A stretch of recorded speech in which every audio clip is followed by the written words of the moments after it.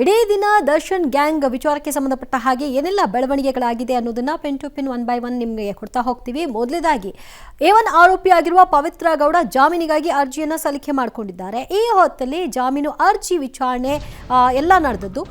ತೀರ್ಪನ್ನ ಅಂದರೆ ಜಾಮೀನು ಭವಿಷ್ಯ ಏನು ಅನ್ನೋದು ಆಗಸ್ಟ್ 31ನೇ ತಾರೀಕು ಪ್ರಕಟವಾಗುತ್ತೆ. ಆಗಸ್ಟ್ 31ಕ್ಕೆ ಪವಿತ್ರ ಗೌಡ ಜಾಮೀನು ಭವಿಷ್ಯ ನಿರ್ಧರಿಸಲಿದೆ ಕೋರ್ಟ್. ಆಗಸ್ಟ್ 31ಕ್ಕೆ ಜಾಮೀನು ಆದೇಶವನ್ನ ನ್ಯಾಯಾಲಯ ಕಾಯ್ದಿರಿಸಿದೆ.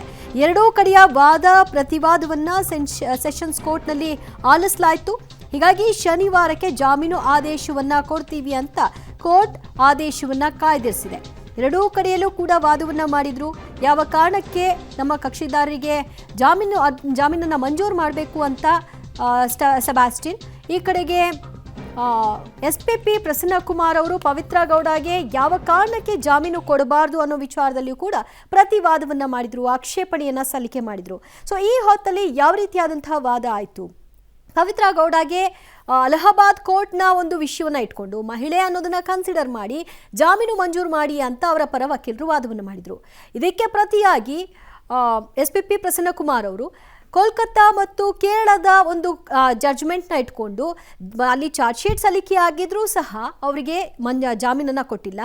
ಈ ಕೇಸ್ನಲ್ಲಿ ಚಾರ್ಜ್ ಶೀಟನ್ನೇ ಇನ್ನೂ ಸಲ್ಲಿಸಿಲ್ಲ, ಆ ಕಾರಣಕ್ಕೆ ಕೊಡಬಾರ್ದು ಅಂತ ವಾದಿಸಿದರು.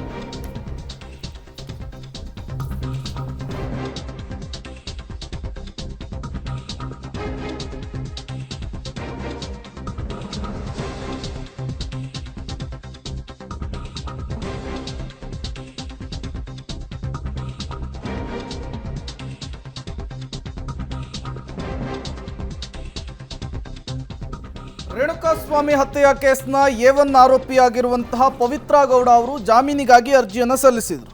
ಇವತ್ತು ವಿಚಾರಣೆಯನ್ನ ಘನ ನ್ಯಾಯಾಲಯ ನಡೆಸಿದೆ. ವಾದ ಪ್ರತಿವಾದವನ್ನು ಆಲಿಸಿದೆ. ನ್ಯಾಯಾಲಯದಲ್ಲಿ ಹಿರಿಯ ವಕೀಲರು ವಾದ ಪ್ರತಿವಾದವನ್ನು ಮಾಡಿದ್ದಾರೆ.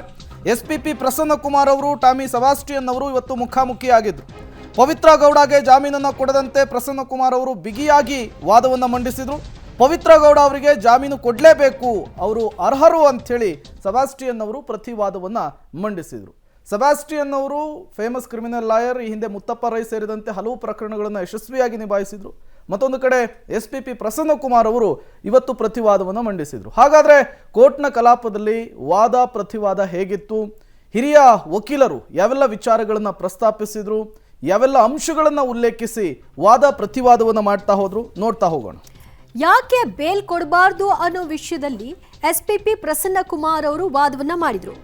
ಫೆಬ್ರವರಿ ತಿಂಗಳಿನಲ್ಲಿ ರೇಣುಕಾಸ್ವಾಮಿ ತನ್ನ ಬೆತ್ತಲೆ ಫೋಟೋವನ್ನ ಪವಿತ್ರ ಗೌಡ ಇನ್ಸ್ಟಾಗ್ರಾಮ್ ಖಾತೆಗೆ ಕಳಿಸಿದ್ದಾರೆ. ಆಕೆ ಈ ಮೆಸೇಜ್ ಅನ್ನ ನೋಡಿದ್ದಾರೆ ಅನ್ನೋದು ಕೂಡ ಖಾತ್ರಿ ಆಗುತ್ತೆ. ಯಾಕಂದ್ರೆ ವಾದದಲ್ಲಿ ಅದನ್ನ ಹೇಳ್ತಾರೆ. ಫೆಬ್ರವರಿಯಲ್ಲೇ ರೇಣುಕಾಸ್ವಾಮಿ ತನ್ನ ಬೆತ್ತಲೆ ಫೋಟೋವನ್ನ ಆಕೆಗೆ ಕಳಿಸೋ ಮೂಲಕವಾಗಿ ಕಿರಿಕಿರಿಯನ್ನ ಆರಂಭಿಸಿದ್ದ. ಅದು ಆರಂಭ ಆಗಿದ್ದು ಫೆಬ್ರವರಿಯಲ್ಲೇ. ಆದರೆ ಜೂನ್ನಲ್ಲಿ ಈ ಬಗ್ಗೆ ಪವಿತ್ರ ಗೌಡ ಸಂಬಂಧಪಟ್ಟವರ ಗಮನಕ್ಕೆ ತಂದಿದ್ದಾಳೆ. ಅಂದರೆ ಸುಮಾರು 4-5 ತಿಂಗಳ ಈ ಅವಧಿಯಲ್ಲಿ ಯಾರ ಗಮನಕ್ಕೂ ತಂದಿರಲಿಲ್ವಾ, ಅಥವಾ ತಂದಿದ್ರೂ ಕೂಡ ಅದಕ್ಕೆ ಆಕ್ಷನ್ ಆಗಿರಲಿಲ್ವಾ? ಕೆಲವು ತಿಂಗಳು ಕಾಲ ಸುಮ್ಮನೆ ಇದ್ದದ್ದು ಯಾಕೆ ಪವಿತ್ರ ಗೌಡ ಅನ್ನುವಂತಹ ಪ್ರಶ್ನೆಯನ್ನ ಇಲ್ಲಿ SPP ಪ್ರಸನ್ನಕುಮಾರ್ ಅವರು ಇಡ್ತಾರೆ. ಕೆಲವು ತಿಂಗಳ ಕಾಲ ಅಂದರೆ ಫೆಬ್ರವರಿಯಲ್ಲಿ ಮೆಸೇಜ್ ಬರುತ್ತೆ. ಮೆಸೇಜ್ ಬಂದ ನಂತರದಲ್ಲಿ ಸುಮಾರು 4-5 ತಿಂಗಳು ಸುಮ್ಮನಿದ್ದು ಜೂನ್ನಲ್ಲಿ ಇದನ್ನು ಯಾಕೆ ಗಮನಕ್ಕೆ ತರ್ತಾರೆ? ಇದನ್ನು ನೇರವಾಗಿ ಪವಿತ್ರ ಗೌಡ ಫಸ್ಟ್ ಗಮನಕ್ಕೆ ತಂದದ್ದು ಪವನ್ ಎಂಬ ವ್ಯಕ್ತಿಗೆ. ಪವನ್ ಎಂಬ ವ್ಯಕ್ತಿಗೆ ಈ ಥರದ ಒಂದು ಮೆಸೇಜ್ ಬರ್ತಾ ಇದೆ, ನೀನು ನಂಬರ್ ಕೊಡು, ಅದನ್ನು ಕಳಿಸ್ತೀನಿ ಅಂತ ಹೇಳಿ ಪವಿತ್ರ ಗೌಡ ಪವನ್ ನಂಬರ್ನ ರೇಣುಕಾಸ್ವಾಮಿಗೆ ಶೇರ್ ಮಾಡ್ತಾಳೆ. ಆ ರೇಣುಕಾಸ್ವಾಮಿ ಪವನ್ ನಂಬರ್ನೇ ಪವಿತ್ರ ಗೌಡ ನಂಬರ್ ಅಂತ ಭಾವಿಸಿ ಅಲ್ಲಿಗೆ ಮೆಸೇಜ್ ಮಾಡೋದಕ್ಕೆ ಶುರು ಮಾಡ್ತಾನೆ. ಪವಿತ್ರ ಅಂದ್ಕೊಂಡು ಪವನ್ಗೆ ರೇಣುಕಾಸ್ವಾಮಿ ಮೆಸೇಜ್ ಮಾಡಲಿಕ್ಕೆ ಶುರು ಮಾಡ್ತಾನೆ. ಈ ಮೆಸೇಜ್ನಲ್ಲಿ ಇಲ್ಲಿಯೂ ಕೂಡ ಅಶ್ಲೀಲ ಮೆಸೇಜ್ಗಳಿದ್ವಾ? ಯಾವ ರೀತಿಯಾದಂತಹ ಮೆಸೇಜ್ಗಳನ್ನ ಸೆಂಡ್ ಮಾಡ್ತಿದ್ದ? ಇದಕ್ಕೆ ಪ್ರತಿಯಾಗಿ ಪವನ್ ಏನು ಕಳಿಸಿದ್ದಾನೆ? ಇದೆಲ್ಲವೂ ಕೂಡ ಮುಚ್ಚಿದ ಲಕೋಟಿಯಲ್ಲಿ ಕೋರ್ಟ್ಗೆ ಕೊಟ್ಟಿದ್ದಾರೆ. ಪವನ್ ಮೊಬೈಲ್ನಲ್ಲೇ ರೇಣುಕಾ ಜೊತೆಗೆ ಪವಿತ್ರ ಗೌಡ ಮಾತುಕತೆಯನ್ನು ಕೂಡ ನಡೆಸಿದ್ದಾರೆ ಅಂತ ಗೊತ್ತಾಗ್ತದೆ. ಪವನ್ ನಂಬರ್ನ ಶೇರ್ ಮಾಡಿದ ಪವಿತ್ರ ಅದನ್ನೇ ಪವಿತ್ರ ನಂಬರ್ ಅಂತ ಭಾವಿಸುವಂತೆ ರೇಣುಕಾಸ್ವಾಮಿ ಜೊತೆಗೆ ಪವನ್ ಚಾಟ್ ಮಾಡ್ತಿದ್ದ. ಇನ್ನೊಂದು ಸಾರಿ ಕರೆ ಮಾಡಿದ್ನೋ ರೇಣುಕಾಸ್ವಾಮಿ ಅಥವಾ ಪವಿತ್ರನೇ ಖುದ್ದು ಕರೆ ಮಾಡಿದ್ಲೋ, ಆದರೆ ಈ ಹೊತ್ತಲ್ಲಿ ಇಬ್ಬರು ಕೂಡ ಮಾತನಾಡಿದ್ದಾರೆ. ಅಪಹರಣ ಬಳಿಕ ಶೆಡ್ನಲ್ಲಿ ರೇಣುಕಾ ಸ್ವಾಮಿ ಮೇಲೆ ಹಲ್ಲೆಯಾಗಿದೆ. ಚಿತ್ರದುರ್ಗದಿಂದ ಆತನನ್ನ ಕಿಡ್ನಾಪ್ ಮಾಡ್ಕೊಂಡು ಬಂದಿದ್ದಾರೆ. ಕಿಡ್ನಾಪ್ನ ಉದ್ದೇಶವೇ ಕೊಲೆ ಮಾಡುವುದು ಅನ್ನೋದಾಗಿರುತ್ತೆ. ಆ ಕಾರಣಕ್ಕೆ ಕಿಡ್ನಾಪ್ ಮಾಡ್ಕೊಂಡು ಬಂದಂತಹ ರೇಣುಕಾ ಸ್ವಾಮಿಯನ್ನ ಮನಸ್ಸೋ ಇಚ್ಛೆ ಹಲ್ಲೆ ನಡೆಸ್ತಾರೆ. ಈ ಸಂದರ್ಭದಲ್ಲಿ ಪವಿತ್ರ ಗೌಡ ಸಹ ತನ್ನ ಚಪ್ಪಲಿಯಿಂದ ಹಲ್ಲೆ ನಡೆಸಿದ್ದಾಳೆ. ಅದಕ್ಕೆ ಸಂಬಂಧಪಟ್ಟ ಹಾಗೆ ಆಕೆಯ ಚಪ್ಪಲಿಯಲ್ಲಿ ರಕ್ತದ ಕಲೆ ಪತ್ತೆಯಾಗಿದೆ. ಇದು FSLನ ರಿಪೋರ್ಟ್ನಲ್ಲೂ ಕೂಡ ಖಾತ್ರಿಯಾಗಿದೆ. ಆಕೆಯ ಚಪ್ಪಲಿಯಲ್ಲಿ ಇದ್ದ ರಕ್ತ ರೇಣುಕಾ ಸ್ವಾಮಿಯದ್ದು ಅನ್ನೋದು ಕನ್ಫರ್ಮ್ ಆಗಿದೆ. ಆಕೆ ಸ್ಥಳಕ್ಕೆ ಹೋಗಿದ್ಲು. ಶೆಡ್ನಲ್ಲಿ ಆದಂತಹ ಅಷ್ಟು ಘಟನೆಯಲ್ಲಿ ಆಕೆ ಕೂಡ ಭಾಗಿಯಾಗಿದ್ಲು ಅನ್ನೋದಕ್ಕೆ ಇದೊಂದು ಸಾಕ್ಷ್ಯವಾಗುತ್ತೆ. ಇದಕ್ಕೆ ಸಂಬಂಧಪಟ್ಟ ಹಾಗೆ FSLಗೆ ಆ ಚಪ್ಪಲನ್ನ ಕಳಿಸಲಾಗಿತ್ತು. ಚಪ್ಪಲ್ನಲ್ಲಿ ಮೆತ್ತಿಕೊಂಡಂತಹ ರಕ್ತ ರೇಣುಕಾ ಸ್ವಾಮಿದು ಅನ್ನೋದು ಖಾತ್ರಿ ಆಯಿತು. ಆ ವರದಿಯೂ ಕೂಡ ನಮ್ಮ ಕೈ ಸೇರಿದೆ. ಈಗಾಗಲೇ FSLನ ಸಂಪೂರ್ಣ ವಿವರ ನಮ್ಮ ಬಳಿ ಇದೆ ಅನ್ನುವಂತಹ ವಿಚಾರವನ್ನ ತಿಳಿಸ್ತಾರೆ. ಇದಿಷ್ಟು ಕೂಡ SPP ಪ್ರಸನ್ನಕುಮಾರ್ ಅವರ ವಾದ. ಯಾಕಾಗಿ ಅವರಿಗೆ ಜಾಮೀನನ್ನು ಮಂಜೂರು ಮಾಡಬಾರ್ದು ಅಂಥೇಳಿ. ಇನ್ನು ಟಾಮಿ ಸೆಬಾಸ್ಟಿಯನ್ ಅವರು ಕೂಡ ಪ್ರತಿವಾದವನ್ನು ಮಂಡಿಸಿದ್ರು. ಯಾಕಾಗಿ ತಮ್ಮ ಕಕ್ಷಿದಾರರಿಗೆ ಜಾಮೀನನ್ನು ಮಂಜೂರು ಮಾಡಬೇಕು ಅಂಥೇಳಿ. ಪವಿತ್ರ ಗೌಡ ಕೊಲೆ ಮಾಡಿದ್ದಾರೆ ಅನ್ನೋದು ಕಪೋಲ ಕಲ್ಪಿತ ಅಂಥೇಳಿ ಪ್ರಬಲವಾಗಿ ವಾದವನ್ನು ಮಂಡಿಸ್ತಾ ಹೋಗ್ತಾರೆ. ಪವಿತ್ರ ಗೌಡ ಬಂದರು, ಹಲ್ಲೆ ಮಾಡಿದ್ರು, ಕಿಡ್ನಾಪ್ ಮಾಡಿಸಿದ್ರು, ಇವೆಲ್ಲವೂ ಕೂಡ ಕಪೋಲ ಕಲ್ಪಿತ. ಹಲ್ಲೆ ಮಾಡಿದವರು ಬೇರೆ ಆರೋಪಿಗಳು.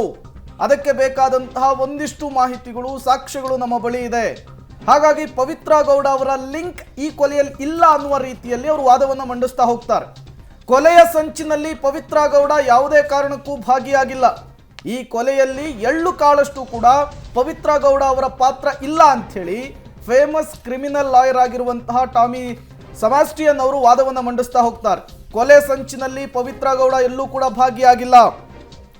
ದರ್ಶನ್ ಪವಿತ್ರ ಗೌಡ ಮನೆಗೆ ಹೋಗಿ ಪವಿತ್ರ ಗೌಡ ಅವರನ್ನು ಕರೆದುಕೊಂಡು ಬಂದಿದ್ದಾರೆ. ಹಾಗಾದ್ರೆ ಪವಿತ್ರ ಗೌಡ ಕೊಲೆಗೆ ಹೇಗೆ ಕಾರಣ ಆಗ್ತಾರೆ ಅಂತೇಳಿ ಪ್ರಶ್ನೆಯನ್ನ ಮಾಡ್ತಾರೆ. ದರ್ಶನ್ನೇ ಹೋಗಿ ಪವಿತ್ರ ಗೌಡ ಅವರನ್ನು ಕರೆದುಕೊಂಡು ಬಂದಿದ್ದು ಕಾರಲ್ಲಿ. ಅದಕ್ಕೆ ಬೇಕಾದಂತಹ CCTV ಫುಟೇಜ್ಗಳಿದಾವೆ. ಹಾಗಾದ್ರೆ ಪವಿತ್ರ ಗೌಡ ಈ ಕೊಲೆಯನ್ನ ಹೇಗೆ ಮಾಡ್ಲಿಕ್ಕೆ ಸಾಧ್ಯ? ಪವಿತ್ರ ಗೌಡ ಅವರ ಸಂಚು ಈ ಕೊಲೆ ಕೇಸ್ನಲ್ಲಿ ಏನಿದೆ ಅಂಥೇಳಿ ಪ್ರಶ್ನೆಯನ್ನ ಮಾಡ್ತಾರೆ ಪವಿತ್ರ ಗೌಡ ಪರ ವಕೀಲರು.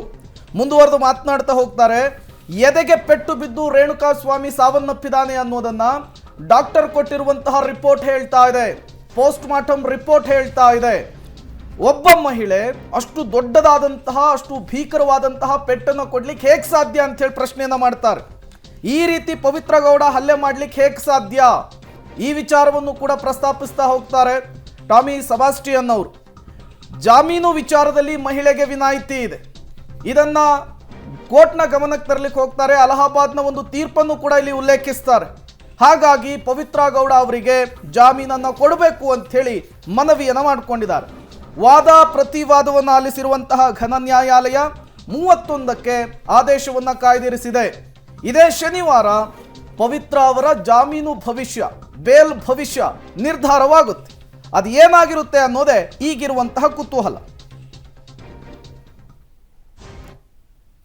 ಅದಷ್ಟು ಮಾಹಿತಿ ಪಡೆಯೋಣ ನಮ್ಮ ಪ್ರತಿನಿಧಿ ಮುರಳೀಧರಿಂದ. ಮುರಳಿ, ಮೂಲ ಕಾರಣವನ್ನು ಹುಡುಕ್ತಾ ಹೋದಾಗ ನೇರವಾಗಿ ಗೊತ್ತಾಗುವುದು ರೇಣುಕಾ ಸ್ವಾಮಿ ಮತ್ತು ಪವಿತ್ರ ಗೌಡ ಅಂತ. ಆದರೆ ಅಲ್ಲಿಂದ ಆರಂಭವಾಗುವಂತಹ ಪವಿತ್ರ ಗೌಡ ಈ ಪ್ರಕರಣದಲ್ಲಿ ಯಾವ ಗಂಭೀರ ಆರೋಪವನ್ನು ಹೊಂದಿಲ್ಲ, ಕೊಲೆಗೆ ಸಂಚನ್ನೂ ರೂಪಿಸಿಲ್ಲ ಅನ್ನುವಂತಹ ವಾದವನ್ನು ಇಡ್ತಾರೆ ಅವರ ಪರ ವಕೀಲರು. ಯಾವ ರೀತಿಯಾಗಿ ಇತ್ತು ಪವಿತ್ರಾಗೆ ಜಾಮೀನು ಸಿಗಬಾರ್ದು ಅನ್ನೋ ವಿಷಯದಲ್ಲಿ ವಾದ ಪ್ರತಿವಾದ? ಖಂಡಿತವಾಗಿಯೂ ದಿವ್ಯಾ, ಯಾಕೆಂದರೆ ಇವತ್ತು ನಡೆದಂಥ ವಿಚಾರಣೆಯಲ್ಲಿ ವಾದ ಪ್ರತಿವಾದ ಎರಡೂ ಕೂಡ ಮುಕ್ತಾಯಗೊಂಡಿರುವಂಥದ್ದು ಮತ್ತು 31ನೇ ತಾರೀಕಿಗೆ ಜಾಮೀನಿನ ಅರ್ಜಿ ಆದೇಶವನ್ನು ಕೂಡ ಕಾಯ್ದಿರಿಸಿದ್ದಾರೆ. ಅದರಲ್ಲಿ ಪ್ರಮುಖವಾಗಿ ಕಳೆದ 3 ದಿನಗಳ ಹಿಂದೆಯೇ ಟಾಮಿ ಸೆಬಾಸ್ಟಿಯನ್ ಅವರು ಪವಿತ್ರ ಗೌಡ ಅವರ ಪರವಾಗಿ ಒಂದಷ್ಟು ವಾದ ಮಂಡನೆಯನ್ನು ಮಾಡಿದರು. ಜೊತೆಗೆ 437ನ ಅಡಿಯಲ್ಲಿ ಮಹಿಳೆಯರಿಗೆ ವಿಶೇಷ ಪ್ರಾತಿನಿಧ್ಯತೆಗಳಿದ್ದಾವೆ. ಆ ಪ್ರಾತಿನಿಧ್ಯತೆಗಳನ್ನು ಪರಿಗಣಿಸಿ ಆಕೆಗೆ ಜಾಮೀನನ್ನು ಮಂಜೂರು ಮಾಡಬೇಕು. ಜೊತೆಗೆ ಆಕೆ ಈ ಪ್ರಕರಣದಲ್ಲಿ ನೇರವಾಗಿ ಎಲ್ಲೂ ಕೂಡ ಇನ್ವಾಲ್ವ್ಮೆಂಟನ್ನು ಹೊಂದಿಲ್ಲ. ಆಕೆ ಕೇವಲ ತನಗಾಗ್ತಾ ಇದ್ದಂಥ ಕೆಲವೊಂದು ಮುಜುಗರಗಳೇನಿತ್ತು ಮತ್ತು ಬೆಳವಣಿಗೆಗಳೇನಿತ್ತು ಅದನ್ನು ಪವನ್ನ ಬಳಿಯಲ್ಲಿ ಹೇಳ್ಕೊಳ್ತಾರೆ. ಪವನ್ನ ಬಳಿಯಲ್ಲಿ ಹೇಳ್ಕೊಂಡಾಗ ಅದನ್ನು ಪವನ್ ದರ್ಶನ್ಗೆ ಮುಟ್ಟಿಸುವಂಥದ್ದು. ದರ್ಶನ್ ಯಾವಾಗ ರೇಣುಕಾ ಸ್ವಾಮಿಯನ್ನು ಅಪಹರಣ ಮಾಡ್ಕೊಂಡು ಬಂದು ಹತ್ಯೆ ಮಾಡೋ ಸಂದರ್ಭದಲ್ಲೂ ಕೂಡ ಪವಿತ್ರ ಗೌಡ ಎಲ್ಲೂ ಕೂಡ ತನ್ನ ಇನ್ವಾಲ್ವ್ಮೆಂಟನ್ನು ತೋರಿಸಿಲ್ಲ. ಯಾಕೆಂದರೆ ಫೆಬ್ರವರಿಯಲ್ಲಿ ಈ ರೀತಿಯ ಮೆಸೇಜ್ ಮೆಸೇಜ್ ಅನ್ನ ಮಾಡ್ತಾರೆ. ಜೂನ್ನಲ್ಲಿ ಇದರ ಘಟನೆ, ಈ ಹತ್ಯೆ ನಡೆಯುವಂಥದ್ದು. ಆ ಸಂದರ್ಭದಲ್ಲಿ ದರ್ಶನ್ ಮತ್ತು ಆತನ ಗ್ಯಾಂಗ್ ಮಾಡಿರುವಂತ ಪ್ರಕರಣ, ಜೊತೆಗೆ ದರ್ಶನ್ಗೆ ಮಾಹಿತಿಯನ್ನ ನೀಡುವಂಥದ್ದು ಪವನ್, ಅಂದ್ರೆ ರೇಣುಕಾ ಸ್ವಾಮಿಯನ್ನ ಏನು ಪಟ್ಟಣಗೆರೆ ಶೆಡ್ಡಿಗೆ ಕರ್ಕೊಂಡು ಬಂದಿದ್ದೀವಿ ಅಂತೇಳಿ ಮಾಹಿತಿ ನೀಡುವಂಥದ್ದು ಪವನ್. ಆತ ಏನು ದರ್ಶನ್ ಮತ್ತೆ ಪವನ್ ಸ್ಟೋನಿ ಬ್ರೂಕ್ನಿಂದ ಪಟ್ಟಣಗೆರೆ ಶೆಡ್ಗೆ ಹೋಗೋ ಸಂದರ್ಭದಲ್ಲಿ ಪವಿತ್ರ ಗೌಡಳನ್ನ ಕರ್ಕೊಂಡು ಹೋಗ್ತಾನೆ. ಆ ಸಂದರ್ಭದಲ್ಲಿ ಪವಿತ್ರ ಗೌಡಾಗಿ ಇದರ ಬಗ್ಗೆ ಯಾವುದೇ ರೀತಿಯ ಮಾಹಿತಿಗಳು ಕೂಡ ಇರಲಿಲ್ಲ. ಆಕೆ ಇದರಲ್ಲಿ ಯಾವುದೇ ರೀತಿಯ ಇನ್ವಾಲ್ವ್ಮೆಂಟ್ ಅನ್ನ ತೋರಿಸಿಲ್ಲ. ಜೊತೆಗೆ ಆಕೆ ಹೇಳ್ತಾ ಇದ್ದಾರೆ, ಅಂದ್ರೆ SPP ಅವರು ಹೇಳ್ತಾ ಇರೋಂಥದ್ದು, ಆಕೆಯ ಸ್ಲಿಪ್ಪರ್ ನಲ್ಲಿ ರಕ್ತದ ಕಲೆಗಳಿದಾವೆ, ಆಕೆ ಡೈರೆಕ್ಟ್ ಇನ್ವಾಲ್ವ್ಮೆಂಟ್ ಇದ್ದಾಳೆ, ಆಕೆ ಹೊಡೆದಿರಬಹುದು, ಆದ್ರೆ ಆಕೆ ಹತ್ಯೆ ಮಾಡಿದ್ದಾರೆ ಅನ್ನೋದ್ರ ಬಗ್ಗೆ ಯಾವುದೇ ರೀತಿಯ ಪೂರಕವಾದ ಸಾಕ್ಷ್ಯಗಳಿಲ್ಲ ಅನ್ನೋದ್ರ ಬಗ್ಗೆ ಟಾಮಿ ಸಬಾಸ್ಟಿಯನ್ ಅವರು ಹೇಳಿದ್ರು. ಆದ್ರೆ SPP ಅವರು ಅದಕ್ಕೆ ಪ್ರತಿವಾದವನ್ನ ಮಂಡಿಸ್ತಾ ಹೋದ ಸಂದರ್ಭದಲ್ಲಿ ಒಂದು ಮಾಹಿತಿಗಳನ್ನ ಹೇಳ್ತಾ ಹೋಗ್ತಾರೆ. ಫೆಬ್ರವರಿಯಲ್ಲಿ ಹೌದು ನಿಜ ಫೋಟೋನ ಕಳಿಸಿದಂಥದ್ದು, ಜೂನ್ ತನಕ ಅದನ್ನ ಆಕೆ ಯಾಕೆ ದೂಡಿದ್ರು, ಜೊತೆಗೆ ಪವನ್ಗೆ ನಂಬರ್ ಅನ್ನ ಕೊಡ್ಲಿಕ್ಕೂ ಕೂಡ ಕಾರಣ ಏನು, ಜೊತೆಗೆ ಪವನ್ ಜೊತೆಯಲ್ಲಿ ಏನು ರೇಣುಕಾ ಸ್ವಾಮಿ ಚಾಟ್ ಅನ್ನ ಮಾಡ್ತಾ ಇರ್ತಾರೆ.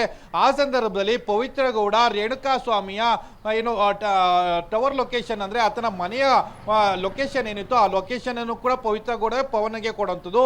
ಅದನ್ನ ರಾಘವೇಂದ್ರಗೆ ಸೆಂಡ್ ಮಾಡಿ ಅಲ್ಲಿ ಒಂದಷ್ಟು ಐಡೆಂಟಿಫಿಕೇಶನ್ ಮಾಡಿ ಅದಾದ ನಂತರ ಆತನನ್ನ ಅಪಹರಣ ಮಾಡ್ಕೊಂಡು ಬರ್ತಾರೆ. ಅಪಹರಣ ಮಾಡ್ಕೊಂಡು ಬಂದು ಆತನನ್ನ ಹತ್ಯೆ ಮಾಡುವಂಥದ್ದು. ಅಂದ್ರೆ ಇಡೀ ಪ್ರಕರಣ ಆಕೆಯಿಂದನೇ ಪ್ರಾರಂಭ ಆಗುತ್ತೆ. ಆಕೆ ಮತ್ತು ಪವನ್ನ ಜೊತೆಯಲ್ಲಿ ನಡೆದಂತ ಕಾನ್ವರ್ಸೇಷನ್, ಜೊತೆಗೆ ದರ್ಶನ್ ಜೊತೆಯಲ್ಲಿ ನಡೆದಂತ ಕಾನ್ವರ್ಸೇಷನ್, ಇವೆಲ್ಲ ಕೂಡ ಸಾಕಷ್ಟು ಎಸ್ಟಾಬ್ಲಿಷ್ ಆಗಿರುವಂಥದ್ದು. ಜೊತೆಗೆ ಒಂದಷ್ಟು ಟೆಕ್ನಿಕಲ್ ಫುಟೇಜಸ್ಗಳಿರ್ಬೋದು, ಟೆಕ್ನಿಕಲ್ ಎವಿಡೆನ್ಸ್ಗಳಿರ್ಬೋದು, ಜೊತೆಗೆ ಚಾಟ್ಗಳಿರ್ಬೋದು, ಅಂದ್ರೆ ವಾಟ್ಸಪ್ಗಳಲ್ಲಿ ನಡೆದಂತ ಚಾಟ್ಗಳು, ಜೊತೆಗೆ ವಾಟ್ಸಪ್ನಲ್ಲಿ ನಡೆದಂತ ಕಾನ್ವರ್ಸೇಷನ್ಗಳ ಬಗ್ಗೆ ಮಾಹಿತಿಗಳಿರ್ಬೋದು, ಇವೆಲ್ಲ ಕೂಡ ಸಂಪೂರ್ಣವಾಗಿ ಈಗಾಗಲೇ ತನಿಖಾ ಸಂದರ್ಭದಲ್ಲಿ ಬೆಳಕಿಗೆ ಬಂದಿದೆ ಅಂತ ಹೇಳಿ ವಾದ ಪ್ರತಿವಾದ ಎರಡನ್ನೂ ಕೂಡ ಮಾಡಿದರೆ 31ನೇ ತಾರೀಕಿಗೆ ಆದೇಶವನ್ನ ಕಾಯ್ದಿರಿಸಿರುವಂತದ್ದು. ದಿವ್ಯಾ.